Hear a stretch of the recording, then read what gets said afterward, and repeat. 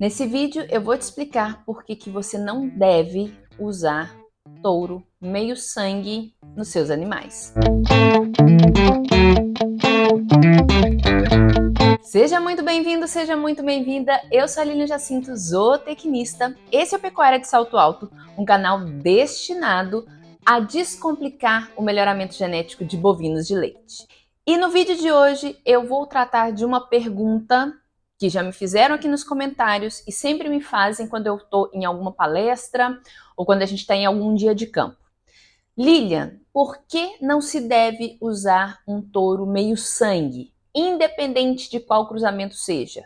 De Gir com holandês, de Jersey com Gir, de Guzerá com holandês? Por que não se deve usar um touro meio sangue? A primeira objeção é que a gente não tem dados concretos e nem avaliados de touros meio sangue. A nossa recomendação sempre é pelo touro 3/4 e pelo touro 5/8. Por quê? Porque esses touros fixam melhor as características que eles vão transmitir de qualidade de produção, de eficiência nas suas filhas. O touro meio sangue não passa essas características com a determinada homogeneidade que um touro 5/8 e que um touro 3/4 passa. Quando a gente usa um touro meio sangue, a gente vai ter animais completamente, a progênie deste touro será animais completamente diferentes um dos outros. Por quê? Porque como o meio sangue é uma heterose completa, há uma variabilidade genética disponível, uma variabilidade de genes disponíveis para todas as características de uma forma mais abrangente que nos outros graus de sangue, que tem mais ou menos uma prevalência de características em relação ao meio sangue. Por essa disponibilidade excessiva de genes, eu não vou ter uma homogeneidade das filhas, nem em forma, nem em cor, nem em produção. Aí vem aquela famosa pergunta que a pessoa que pergunta acha que está fazendo uma pegadinha comigo ou com o técnico que tiver defendendo esse não uso de touro meio sangue. Então, Lilian, se para fazer o Girolando PS eu não uso uma vaca 5/8 com um touro 5/8 e aí eu vou fixar os 5/8, por que eu não posso usar um touro meio sangue numa vaca meio sangue para fixar o meio sangue? Eu vou te apresentar de uma forma bem didática, vamos voltar aí lá na escola, quando a gente fez a primeira aula aí de genética, ainda lá no ensino fundamental, para a gente entender o porquê que a gente não pode fixar um meio sangue usando um touro meio sangue com uma vaca meio sangue. Ó, eu acho que é mais fácil se eu desenhar para vocês. Então eu tenho um touro de leiteiro e que vai cruzar com uma vaca holandesa. Vou usar um cruzamento aqui um pouquinho questionado, que vai ser tema para um outro vídeo. Então vamos dizer que eu escolhi a característica de produção de leite e vou simplificar muito, tá, gente? Porque não é só um par de alelos, não é só um par de genes que determinam a produtividade do animal. Aqui é só para ficar uma forma mais fácil de vocês entenderem por que eu não posso usar um touro meio sangue com uma vaca meio sangue para fixar uma característica ou para fixar o meio sangue. Então vamos dizer que eu vou usar para produção de leite. Então eu tenho um touro puro que vai ser azão para a produção de leite. Vamos dizer que é dominante. E eu tenho, deixa eu mudar de cor. E eu tenho a vaca holandesa, que vai ser o meu azinho para a característica de produção de leite. Todos 100% dos filhos, eu vou usar uma outra cor aqui, vou usar o verde. 100% dos filhos serão azinho, porque é heterose completa. Então, os 4 filhos gerados dos alelos, porque aí eu corto aqui, serão azinho. Então, vamos subindo aqui. Eu fui lá e peguei um touro meio sangue, que é azinho para essa característica, com uma fêmea meio sangue, que é azinho para essa característica, e cruzei os dois. Então, os dois para características para a produção de leite são azão, azinho. São dominantes, mas são heterozigotos, não são homozigotos.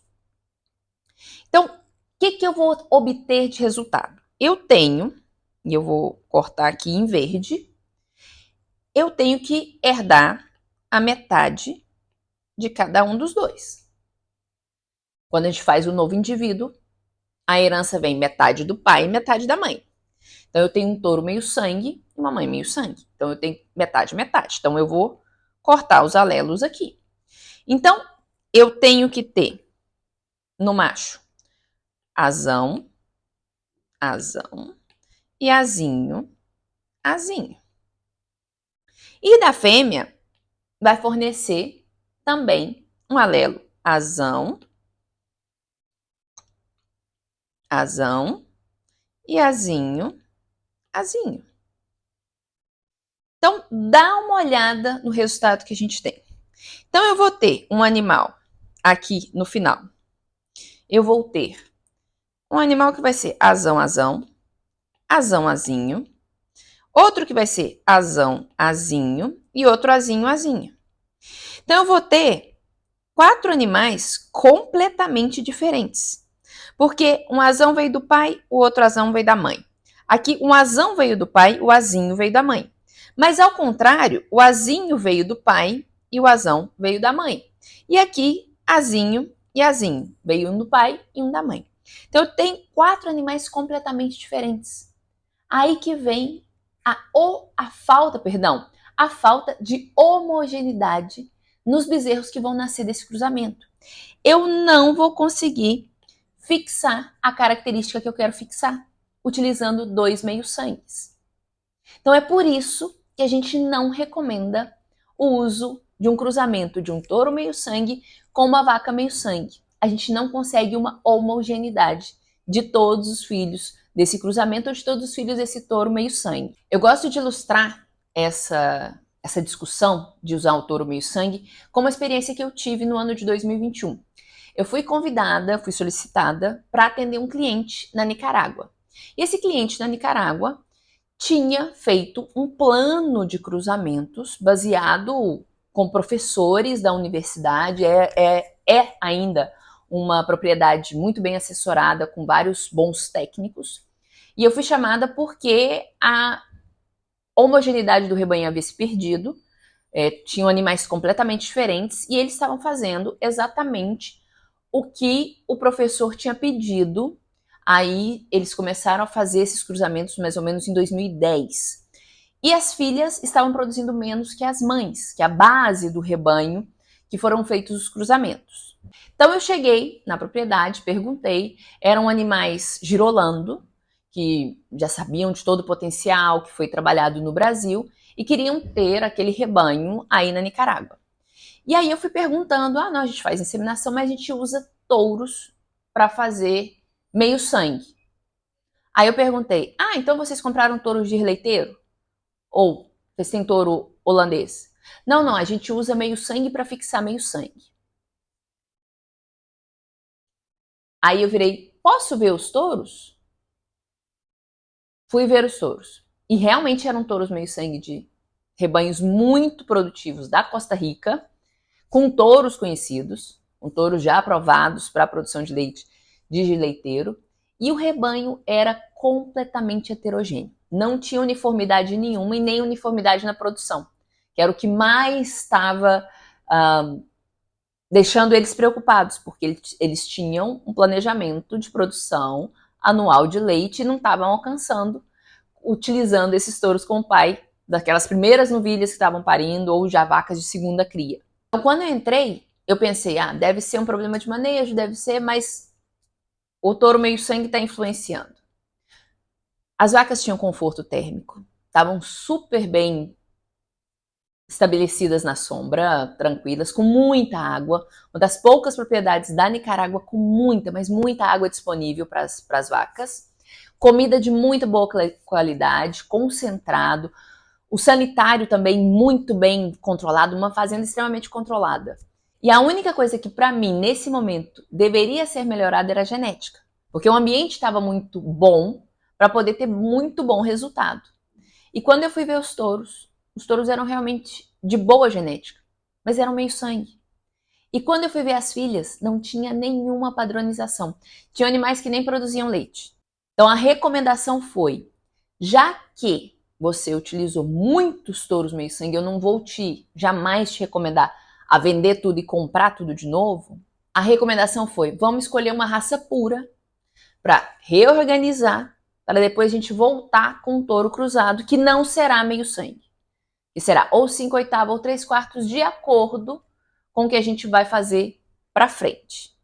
Então a gente escolheu touros de leiteiros, com genealogia comprovada. Nesse momento a gente queria coisas mais novas, genética mais nova, então a gente usou tourinhos jovens que estavam inscritos, que estão até hoje, ainda não vão provar, mas que estão inscritos no teste de progênie da raça de leiteiro, para poder, primeiro, começar a homogeneizar o rebanho, para depois, às vezes, vir ou com o holandês puro, ou com os 5/8, ou com 3/4, de acordo com o que a gente vai ter de resultados dessa primeira passada de gileiteiro.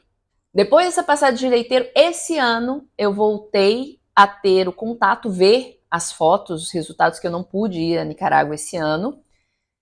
E a nossa opção foi por manter as vacas base com o gileiteiro, e essas que receberam gileiteiro, as que ficaram puras, porque ele tinha um rebanho puro de leiteiro, vão receber touros holandeses, e as outras que ficaram aí entre meio sangue e 3/8 vão receber mais uma vez de gileiteiro, porque o resultado foi tão bom e as primeiras filhas a parirem deram tão bom resultado que eles vão elevar um pouquinho mais o grau do gir, para depois poder voltar com o holandês sem prejudicar muito, porque é uma região muito quente. Você prejudicar muito o futuro dessas vacas em questão de adaptabilidade ao clima tropical, porque é uma região muito quente e é uma região que tem uma leve escassez de comida de qualidade.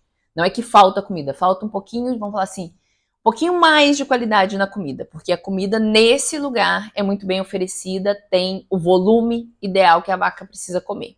O que falta é ter um pouquinho mais de qualidade nos ingredientes dessa ração.